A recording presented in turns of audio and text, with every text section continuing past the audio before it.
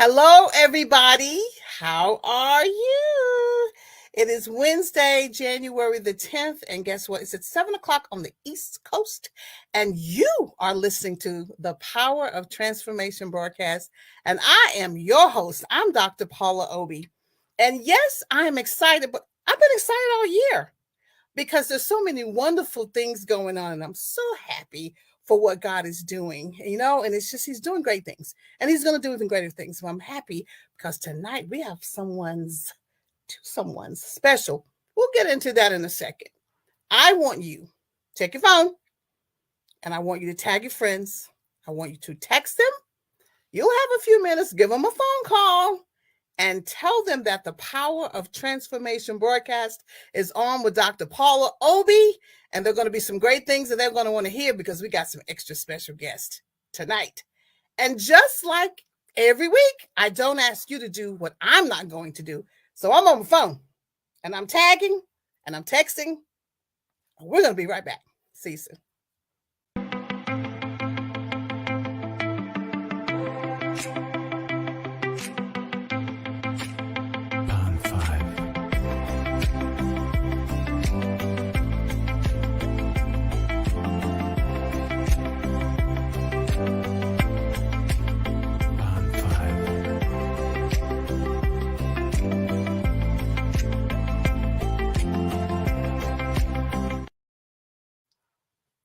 So we're back. Did I give you enough time to text your friends and to tag them and also to share and like?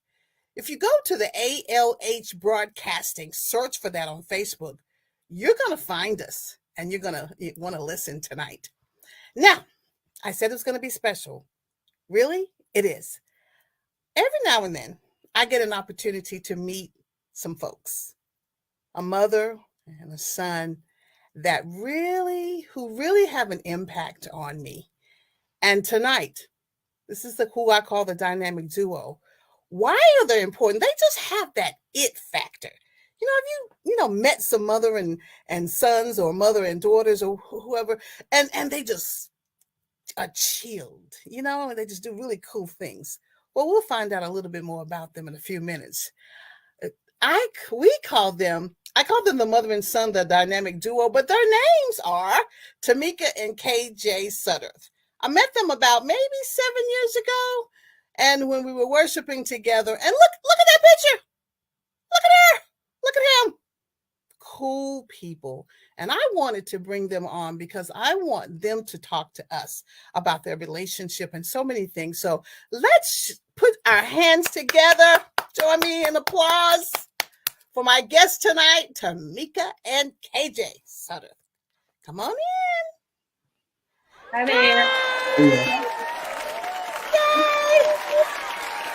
Look at all the applause you're getting. Is that cool? It's so good to see you all. You too, Dr. Paula. How are you? I'm doing great. I used to see you a little bit more, but that's okay. The relationship is still there. Yes. And I'm going to say this before we get started. The last time I saw KJ, his voice was not that deep. Right. So when he's speaking, I'm going, I think I've missed a few things. Yeah. So I'm going to get caught up tonight. But welcome. Two of my very special people. Definitely you are the dynamic duo. I'm going to stop talking. And I'm going to have you introduce yourself, Tamika, and then KJ introduce themselves and just tell me a little bit about what you love about the other person. I'll come back with the interview, but I want to know who you are. Tell me. Okay. All right. Hi, you all. My name is Tamika Suttereth. I am a boy mom. I'm a single mom. I have been a pharmacist for 30 years, and I am also an elder in the ministry. I am just in love with this kid right here. He's my only child. And, one thing I did when I thought about having kids, and I had KJ a little bit later than most people. I had him in my 30s. I think I was 36. Yeah, I was 36, 37 when he came along. But I told God I only wanted boys. Yes. And, I've always been that kind of mom that kind of person where I knew that I could not handle combing girls' hair, doing all that kind of stuff to get them ready. So I said, Lord, give me boys, give me all boys. And this is my boy. I love him. He's such a wonderful kid. You know, when you think about all the things that are going on in the world right now, and the things that he could be doing, I thank God all the time that he is not sneaking out at night. He's not doing all the wild and crazy things, but he is settled. He's a kid, of course. He's a teenager. Yes. But you know, he's well mannered. He's a people person. He loves people. He loves family. I like his personality. He's a singer. He's talented. I love everything about him. He's a good kid. Wow. Look at her face. She's just beaming. So you get to introduce yourself. You know, well, my name is KJ. Nickname is KJ. Real name Quelly Sutter. I'm a junior. I am a 11th grader. I attend A&T Middle College in Greensboro, North Carolina, and I am 16 years old. And I am also a junior deacon in my church. If you want to say that. And I love my mom. You know, she's just a great role model, whether you're male or female. She's just a great role model. And to see the stuff that she's done for me throughout my life is just amazing. I can't be more grateful than I am now. Honestly, it's great. Look at the love. Can you all see the love? This is what you want to see between a mother and a son. And that's why I call you the dynamic duo. And even when I met you several years ago, he was still a cool kid. What makes him a cool kid? Has he always been cool? Have you always been cool? I think he has. He's always been cool. Now, one thing about him, I remember, you know, when KJ came along, when he was a baby, I always tell him now, I said, you never cried. You never, when he was sick, he was still happy. When he woke up in the morning, he was happy. He was always smiling. When he opened his eyes, he would always look at me and smile. And I never had, you know, when he was hungry, he would tell me. But the doctor always said to me, how do you know when he's sick? I said, he will not, you know, I said, he doesn't cry. He has to have a fever. He has to have something else going on for me to know that he's sick, because he was always happy. And of course, he never stopped eating. I don't care if he was if he was sick or not. Yeah. So I mean, he's a cool kid. He's a cool kid. I think he takes after. He has a little me and his dad in him, but he's more of me, I think. A lot of you. 100%. 100%. How, you know, there are parents who are going to be watching, right? And they're going to want to hear you tell them how you maintain this wonderful relationship, because everybody doesn't have your story. So tell me, how do you maintain that beautiful relationship? I'm telling you, it takes all of God to maintain any relationship, and it's no different when you think about the parent-child relationship. It takes putting God first and allowing Him to teach you how to raise your child. I mean, I come from a very big family, and one thing I regret is that I haven't given him a sibling. He didn't have it, and you know, it's way past that time, so he won't have one unless I adopt. But I come from a family of 14 kids. So I had 8 brothers and my 5 sisters. And, you know, we grew up with a mom who I consider a super mom, because she laid such a foundation for us when it comes to family and loving children. She had 14 personalities to deal with, and she loved each one of us. And, you know, she knew how to handle each child. You know, she knew we were different.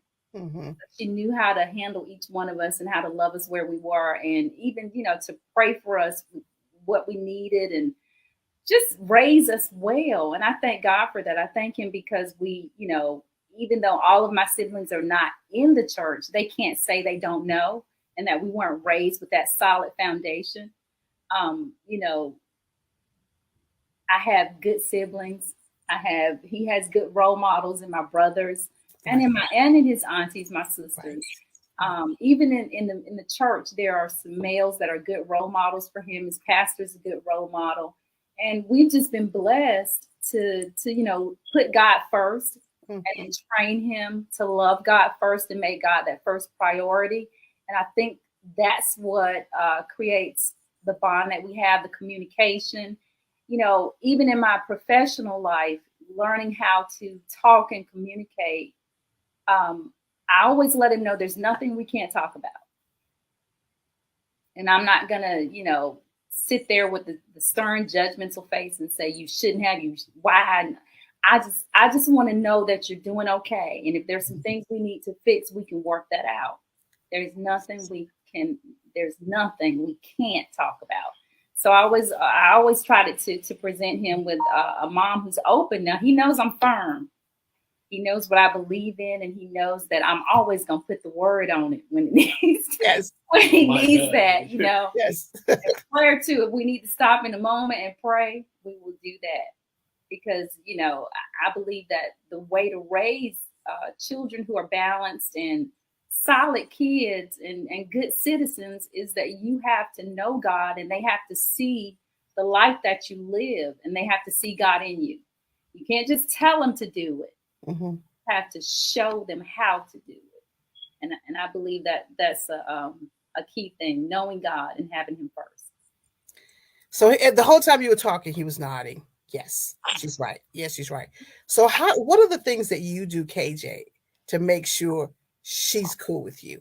What do you do? Well, I always keep my mom on her feet, you know what I mean? Just like, because I'm a gym rat, me personally, so I try to like push her to do exercise, things like that. But I just try to keep a good relationship with her by just like messing around with her, always hugging her, make sure we get in at least 8 hugs a day, you know? Right. At least 8? Yeah, at least 8, at least. Gotta just, whether they're all at one time or not, I mean, you gotta get your hugs in. But I just try to stay as close as I can to her. That's all I do. How many times do you text her a day? Geez, a lot. I mean, when I'm at school, whenever I like have my phone, whenever I have a break or anything, I will most of the time. And then of course for lunch if I'm hungry. But, and then other than that, I really won't have to text her because I'll be here with her. There you go. So you've gotten all of her attention. I'm not sure if he would allow anybody else to have your attention. You know what I'm saying? Because you've gotten used to just having her as your dynamic duo. I mean, she's that's like, true. You guys work together so well. That's and that's what I saw when I met you when you were much younger, but you could still count on him to do things. And I know you have a lot of roles in the church, and he has roles in the church, and you guys just kind of move so fluidly from one to the other. So I know you've been singing for a while, but are you an athlete? It's someone? Yes. Played 2 years at Ragsdale High School football. Yes. So is that something you're going to want to pursue in the future? Well, it's something that I feel like any male teenager will want to pursue in the future, but I do want to pursue culinary in the future. It's definitely culinary. I've also looked towards the business side as well, but culinary is just that number one. Now, culinary seems to be that thing that runs through your family. Yes, absolutely. You know, I've eaten some really good meals and some cakes or whatever. You know, so I'm a witness that there's some really good genes when it comes to food. There's love in your food. Yes, that's true. There's lots of love in it. Because if you were going to be an athlete, I was going to ask you to put my name down. To the draft, you wouldn't forget me. You know, I know you say hi, Mom, but you know, put me on the list because I don't want you to forget me. And so I'm thrilled because you've described the key ingredient, God, for a really wonderful relationship. You also mentioned the support system that you have, right? You know, that who also, you know, are there for you at any time. That's important. Really what happens to people who don't have that support and don't have that relationship? Talk to me about what could you advise them to do? I mean, from both perspectives. I feel like if you don't have that support system, you really do need to find some people who you can create your village with. People who are trustworthy, because, you know, even as moms, we don't trust everybody. We don't allow everybody into our child's life. There has to be some boundaries that we set, but we want to be able to find people who are close enough to us where they can be a role model, a mentor, even sometimes if you have to look for single mother support groups, you can find those. I mean, even if you want to call on us sometimes, we're right here. We can, we don't mind helping. One thing I try to raise KJ to know is that God means for us to help people. My passion is missions, and I do a lot of work in missions. So I believe that if we can be a resource, we want to be that resource. But I think as a mother, you do need to take care of yourself. Okay. You need some personal care time. So you have to find people you can trust with your child, or people that you can trust to be a part of his or her life, that will not only, not just to care for them when you need a break, but just to encourage them, to mentor them, to push them on and push them forward. Because when they're missing that other parent, it can be hard for them. Right. I can tell you about some times when he was little, it was hard for him. And when you're a mom raising sons, you really do need a positive male role model for him. You do. We want to be we want to be mom and dad, and we are mom and dad, but you want to put someone in front of him that can show him what it means to be a man, because we're not men. That's right. We can nurture them, we can train them, we can show them what it means to be a good person. But there are some things that only men can show men. Right. Not that we can't make them. No, research shows that a mother's love or a good mom will really have a positive impact on the life of a child when it comes to what they do, the choices they make in their life. And, as they get older, having a mom, even that mom-son relationship, makes them a more independent and strong man. So, wow. I totally agree with that. And KJ, what are the things that she's taught you? I just listened to her beautifully, eloquently talk about you, and you beautifully, eloquently talk about her. I'm so excited. What has she taught you? She has taught me, even as a female, just how to be a man. Like what a man looks like in a household, like what he should be to his family and things of that nature. And like she said, I do want to touch on what she said. She said that having a male role model is important, and I do believe that too, because she can tell you how to be a role model. She can talk to you about things like that, but you also need somebody to act on it, to like show you right in front of your face. But she's taught me a lot. She's taught me how to put God first, Also educationally, like she taught me like math, things like that, all that, supporting me in school. And that's just one great thing that I love about her as well. I remember for one of your birthdays, I like how she celebrates you too, by the way.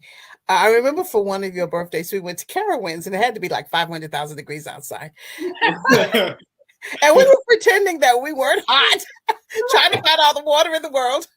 And you were running around having such a good time. And I thought, this is so cool. And people showed up just to celebrate you. And I remember her saying, I said something to her, I know we were talking about, you wanted something. And she said, that's my baby. And you ran away, and I watched you, that content, loving son, around there were others there. And I thought, man, they're just a role model. How do you know how to do this? God and other people. And we just celebrated you, and you were just happy and having a good time with your friends and running around and just being a kid. Yeah. Sometimes people don't know how to allow you to be your age. That's true. Especially when you're in this scenario. How do you stay your age? How do you allow him to be his age?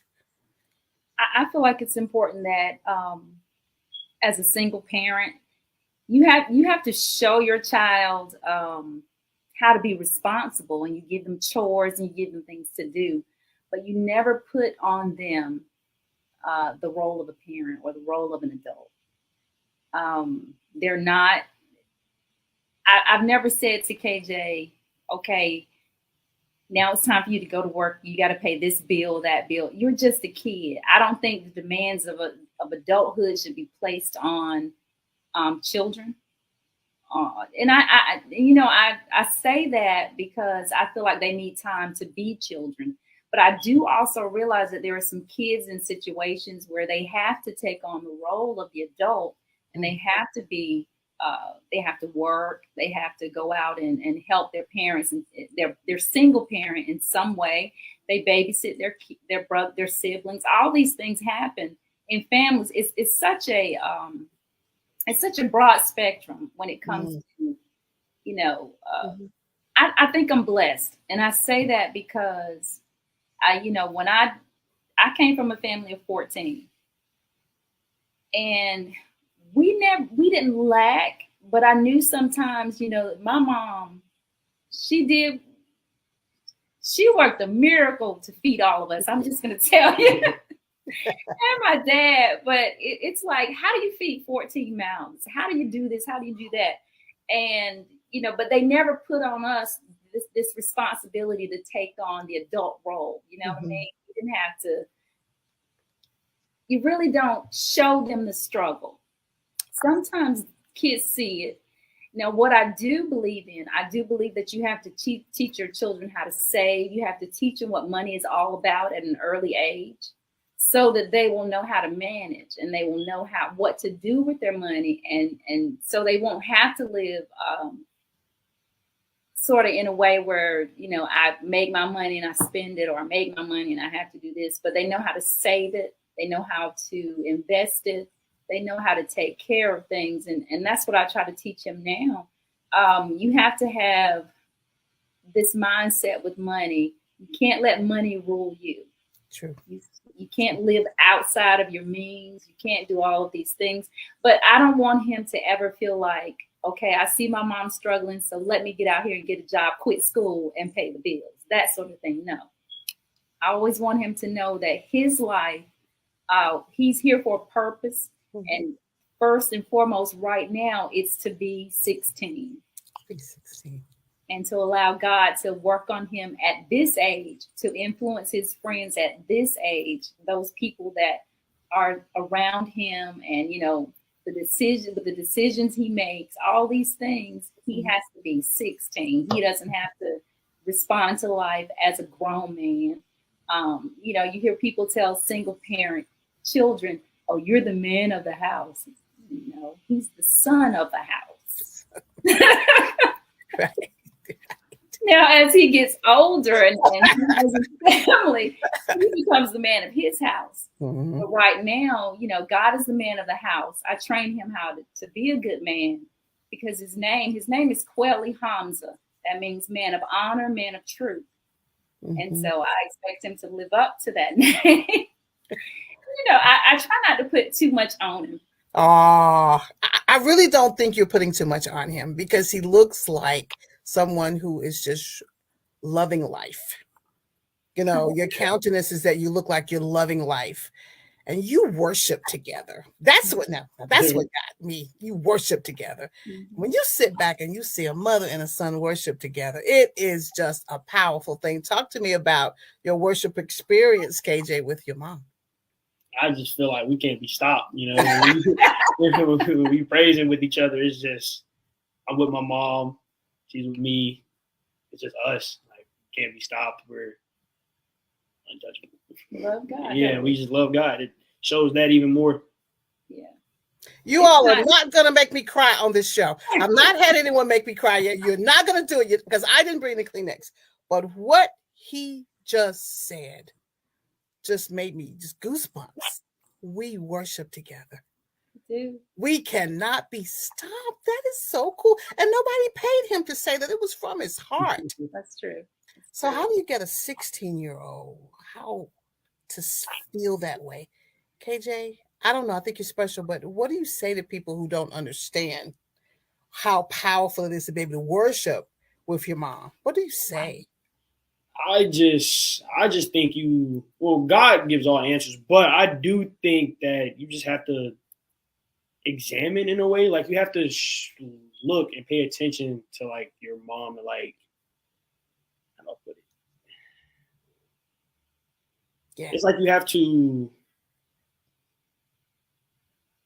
Parents have to actually live their life. Yeah, right? Like, they have to live the life. The parent has to live the life for the son to, like, live the same way. Right. Does that make sense? Yes. Mm-hmm. Yeah. And that's what she does. Yes. She lives. So you're comfortable with praising with her. Yes, I'm not embarrassed or anything, Like, it's something that I'm proud of, if anything. The way, I mean, honestly, the way you see us in church is the way you see us at home, the way you see us in the street. I'm never going to show him one person in church and then a different person at home. I try to create a loving atmosphere here at home. Now, I'm going to tell you, we have our teenage moments. We have our mom, son moments where, but I know how to discipline. I know how to be firm, but parents have to really live it. If you expect your child to worship with you, to come along and do this thing, now you can raise them in the way they should go. The Bible says so. Sometimes they're going to go and do some things that we didn't raise them to do. They're going to venture out. They're dealing with their own peer pressure. They're dealing with the influences of this culture, of this world. And what we have to do is live the life in front of them. Keep telling them what the Bible says about how we should live, what God expects from us. And then, pray. Yeah. Yes. Prayer is the key. You got to pray. Prayer is the key. Yes. And I'm going to tell you, you probably have prayed a lot together. And the family that prays together stays together. Yeah. It's really a beautiful thing when I hear, because I'm reflecting on the times when I actually was there with worshiping and hearing you sing, KJ, and just really looking at you. And God is going to use someone to be an example. That's who he is. Mm-hmm. And he keeps his promises. And he's made a promise to the two of you all. I can tell. And you're willing to live out the promise and encourage somebody else. And we're going to have to figure out how to get in contact with you, because my time's winding up. I'm not ready to leave you yet. So how can we get in contact with you? Because there may be a mother and there may be a son who are watching going, when is the last time I was at church with my mom? How do they do it? Do you mind if we get in contact with you? If they want to get in contact with you now, I'm going to tell you, you can screen the emails, because some people are a little weird. Right. Let's just be honest, right, KJ? Mm-hmm. Mm. Well, for those folks who really want to really get some advice and just talk to you, if you're willing to do that, I believe that will be awesome. How can we get in contact with you? Well, you can always reach out to me on Instagram or Facebook at Tamika Sudderth. TAMIKASUDDERTH. I'm right here in North Carolina, and also. And my socials, Instagram is 336_KJ, as well as my TikTok or anything like that, where I post gym content, motivation. I said that's awesome. That's just awesome. I said once, I never want to be anywhere in any church where there aren't young people. Right. And this is the reason I like this. Very well spoken, and just sharing. We need you.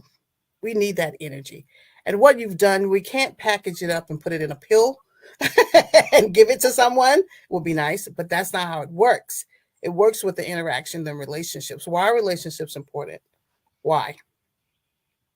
Relationships are very important. God created us to be in relationship. And you hear people say sometimes that I can do this by myself, or I'm an island. No, I'm not an island, and I don't want to do this alone. He never meant for us to do it alone. In all of our relationships, he means for us to nurture, to really be vulnerable, really just communicate in a way that grows relationships, whether it's family, whether it's friends. Every relationship within its own boundaries, God has created those things for a purpose. We were meant to fellowship, and we can't do life alone. Our heart is not even made to do life alone. We need love. We need people. That's right. So, yeah. And it was really interesting. You're kind of tiny, but he's like a warrior. When I look at him, he's a warrior. It just reminds me so much of how God answers how he answered your prayer. Mm-hmm. And how he's going to answer so many other prayers by just continuing to use the formula of knowing God and building the relationship. One of the things that I love the most about big families is that they know how to love. Yes, that's true. Somebody in that family is going to get along, and they're going to teach you how to love. Talk to me, KJ, about how your family's taught you how to love. Well, my family taught me how to love throughout the events that we do for each other, whether it's like we just had a Christmas breakfast at my aunt's house, and we had a family football game and all that. It was uncles versus nephews, just fun stuff like that. And in my opinion, I just think I'm like the most like person that loves everybody the most. Yeah. I just love everybody. You know, there's so much love to give. We celebrate each other. We celebrate birthdays. Yes, birthdays. You know, people don't understand when you say, I got to go to my great niece's birthday party.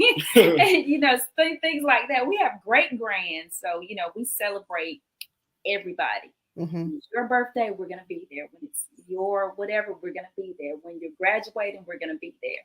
So family is very important to us. And I think, I don't know, my parents laid a great foundation. Yes, they did. They laid an awesome foundation that you were able to stand on and move forward. Mm-hmm. Now, I'm telling you, we're running out of time. I'm still trying to hold on to the last couple of minutes because I just want to talk a little bit more about just really having the right role model in your lives. Right. You know, a lot of people complain mm-hmm. a lot. And maybe if we stopped complaining as much about our children, stop complaining about the parenting, we can build the kind of relationship that you all have. You wouldn't be here talking to me, you know, the way you do if you hadn't learned how to manage the mother-son relationship. Right. Building on that foundation. And I would never tell anybody that it's easy, you know, especially when you don't have you know, with a 2-parent household, it can be just as hard. But when you're a single mom, it can be hard. And I would never, you know, discount or anybody's journey or story and tell them that this should be easier because it's not easy. But you really, really have to, be emotionally well yourself. Mm. You know, sometimes we go through some things in life that really do damage our relationships, even with our children.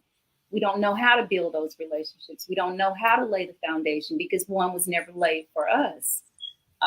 But when you can get in God, and I'm going to always go to that. When you can get in God and allow him to get in you and allow the Holy Spirit to lead you, he said that we could ask anything in his name.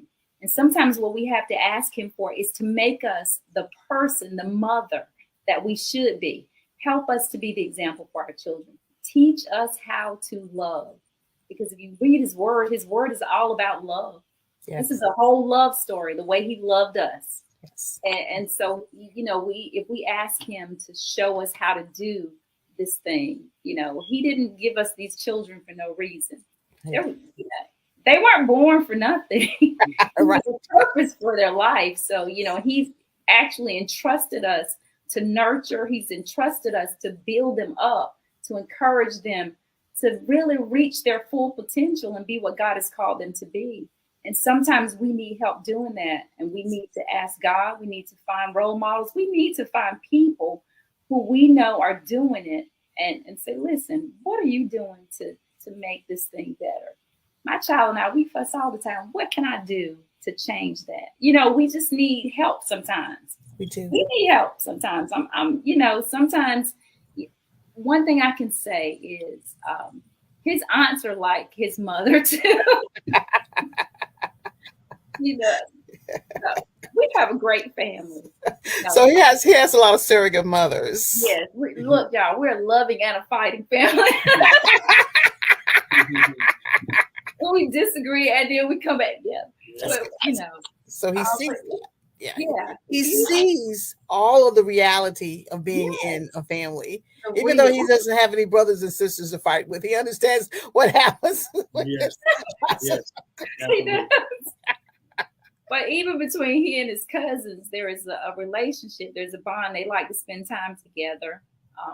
They even, you know, they spend time on social media, on the internet, playing games, all that kind of stuff together. So, you know, family is important, but you can create your family. You can create a village. You know, there are some good people who want to have relationships, who want to help you build your family, and you know, even help you when you have questions about what should I do for my son, what should I do for my daughter. There are people available to help. To pour into you.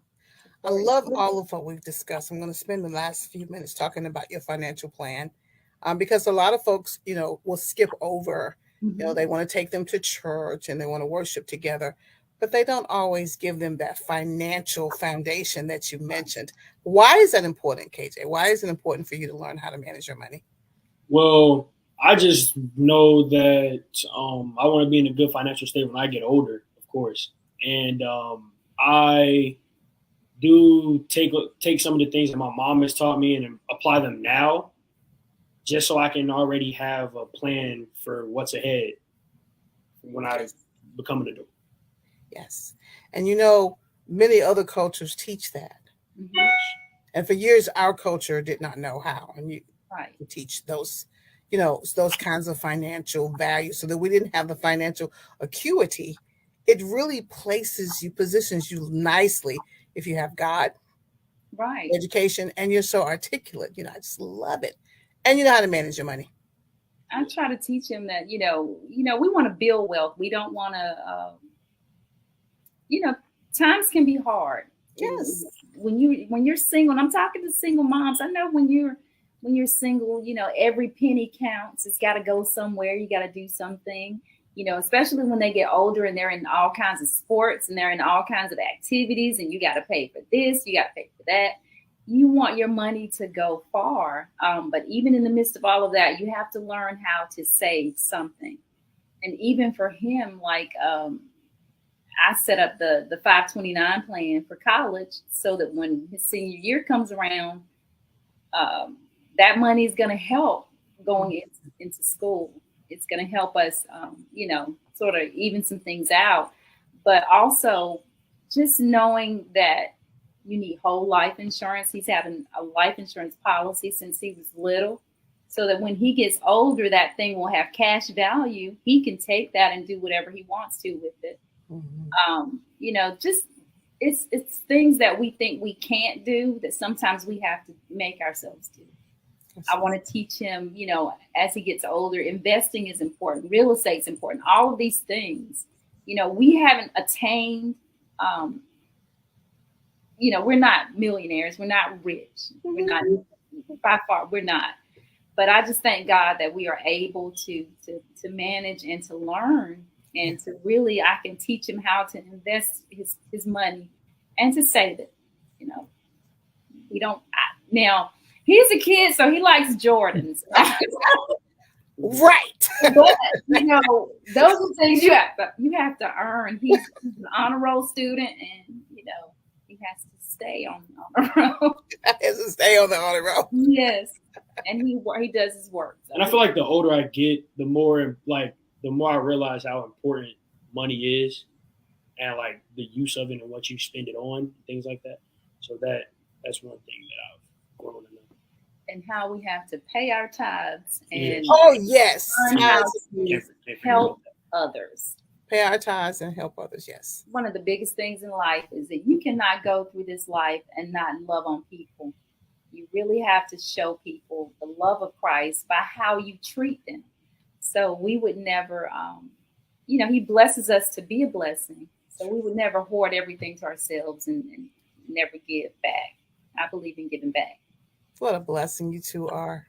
That's why I call you the dynamic duo, but it's the relationship and the ability to be able to articulate and really poured into us tonight, the two of you. And it's just amazing. I know we're getting ready to wrap up in a few minutes, but I want to actually place on the screen how we can get in contact with you.